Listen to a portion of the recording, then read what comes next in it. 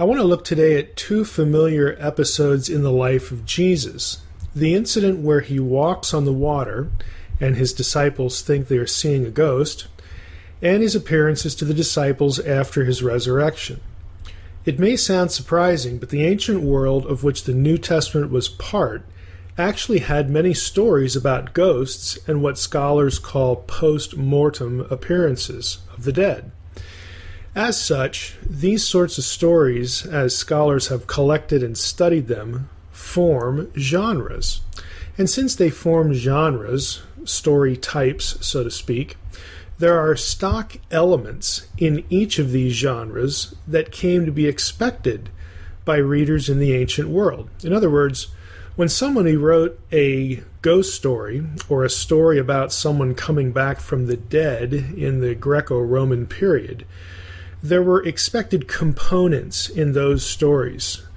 There was a way you wrote one if you were an effective writer and communicator. Now, taking all that into consideration, New Testament scholars look at how the New Testament writers both utilized and subverted these genres and their elements in their attempts to communicate what it was they experienced and believed about Jesus.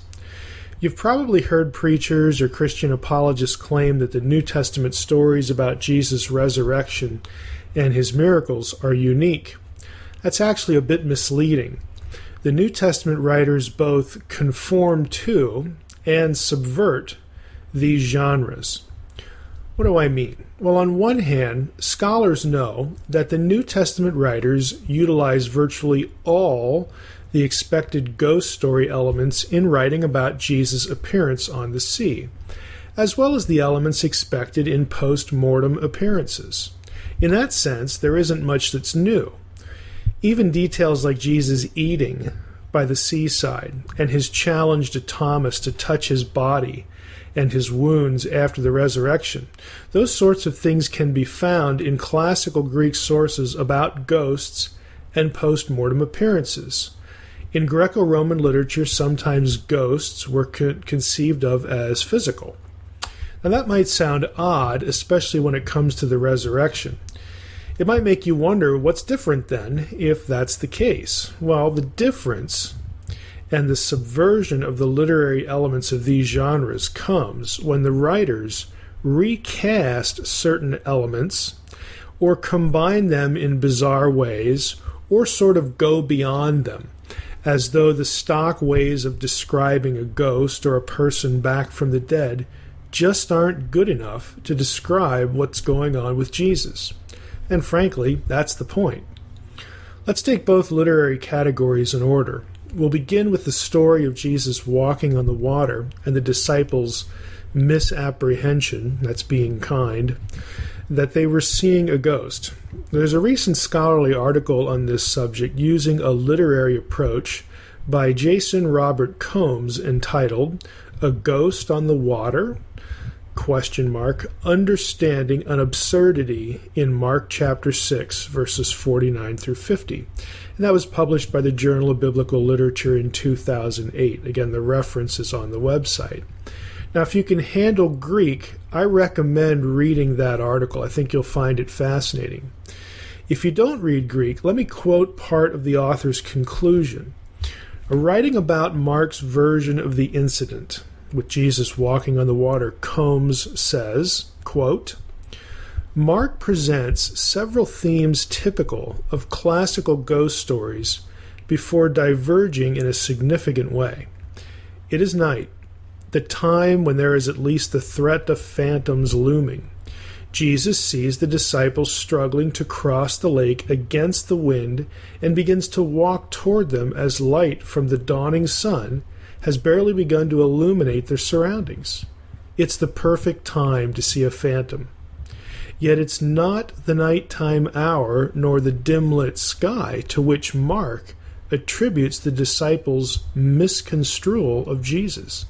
Instead, he implies that their misunderstanding comes from, quote, seeing him walking on the sea, unquote. That's Mark 6:49. The irony is that Mark suggests that the disciples thought that Jesus was a ghost when they witnessed him doing the one thing, at least according to Greco Roman ghost stories and their elements, doing the one thing that ghosts absolutely cannot do, and that is walk on water, unquote. Now, I'm hoping you follow the point that Combs is trying to make here.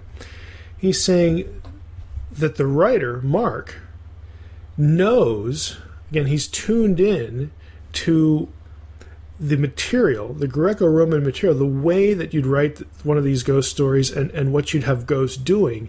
But he has Jesus walking on the water. And so the literate reader of Mark would have known that, no, wait a minute, this can't be a ghost because ghosts don't walk on water. That's just not what ghosts do in ghost stories. But again, the disciples come out sort of clueless. Let me continue with what Combs says.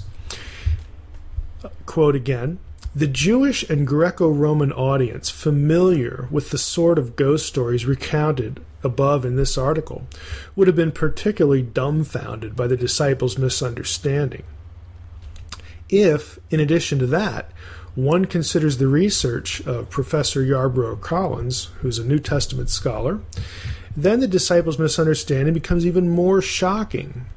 Professor Collins, as noted previously, reviews a wealth of Greco-Roman sources that describe divine men and gods walking on water.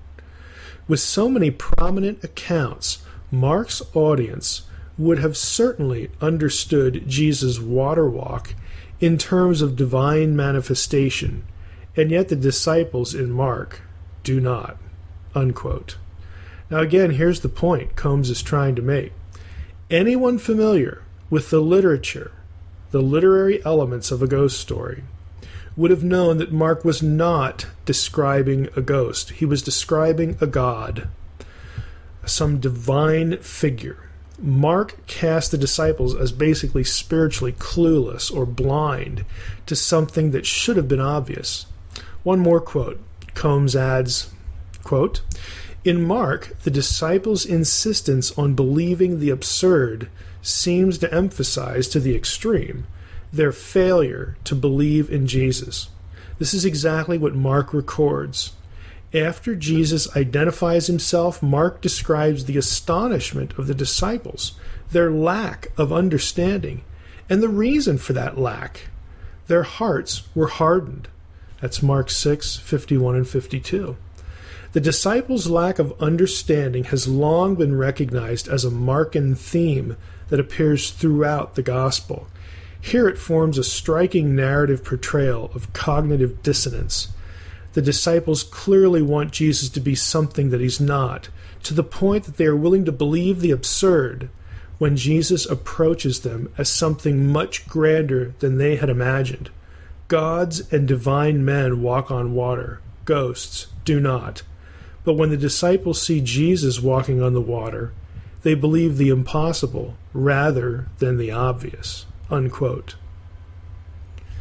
When it comes to the post-mortem resurrection accounts, shifting gears now to this other material about Jesus, another scholar, Deborah Thompson Prince, has produced an important literary study of how post-mortem appearances are described in classical Greek literature.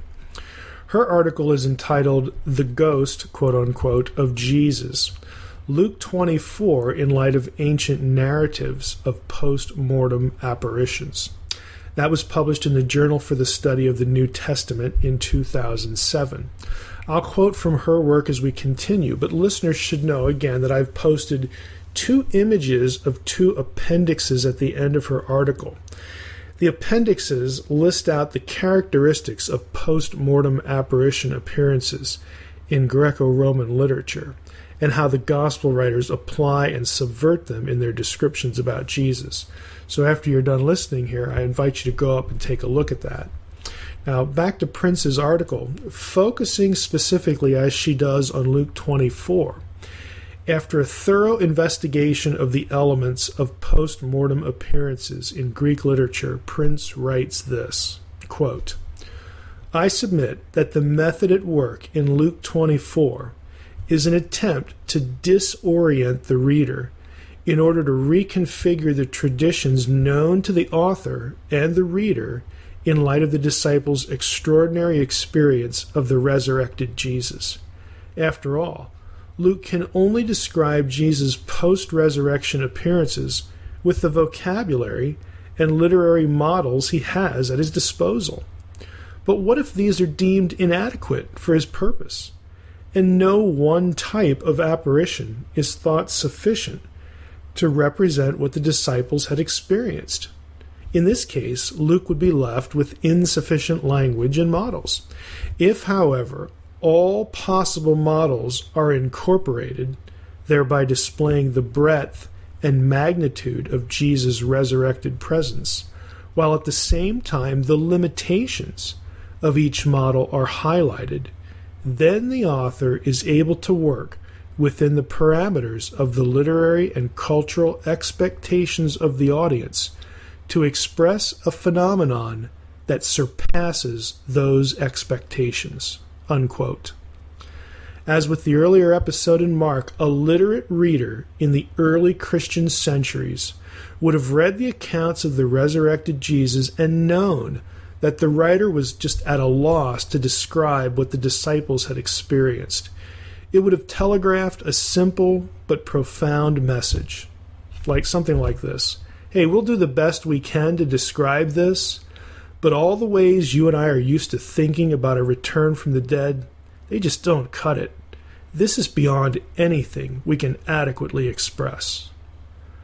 Once again, I hope you'll be encouraged and motivated to read your Bible in its own context, using the resources I discussed in earlier episodes of the podcast. You can find this sort of material. You just have to know where to look.